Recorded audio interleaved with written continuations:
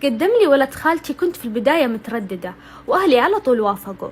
كنت محتارة لأن خالتي متوفية وهو من ديرة ثانية. المهم تزوجت ورحت معاه الديرة. طبعا ديرتهم بعيدة عن ديرة أهلي، وعائلتهم كلها ساكنين في عمارة واحدة، يعني الباب على الباب. في البداية كانت حياة جميلة وممتعة، بس بعدها ب6 شهور حملت وصرت أعوفة ومالي خلقة، فصرت أنام عند مرة أبوه، وما كان بيننا تواصل إلا بالجوال، وأوقات كنت أحس إنه يسلك لي لين ما خلصت فترة الوحام ورجعت لشقتي، وصار هو ما يطيقني.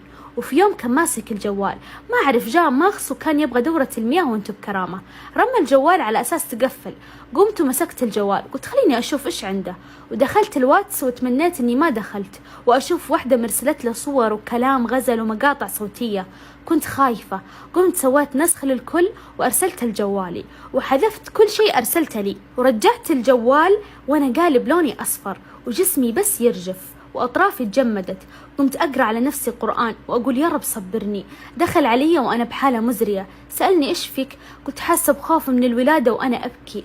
قال عادي ما في شيء خوف كذا، قالها بكل برود. أخذت نفسي ورحت الغرفة الثانية وقفلت على نفسي وفتحت المقاطع، وليتني ما فتحتها. وقتها عرفتها من صوتها انها بنت عم المطلقة اللي ساكنة تحتنا.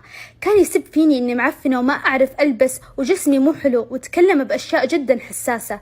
والمشكلة كل الكلام اللي قاعد يقوله عني كذب. قعدت ابكي لين ما حسيت راسي تشنج، ما عاد عرفت اتكلم. كنت اخفى دقيقة واقوم اكمل بكاء، واهلي بعيدين عني. جلست بغرفتي يومين محبوسة، لا اكل ولا شرب.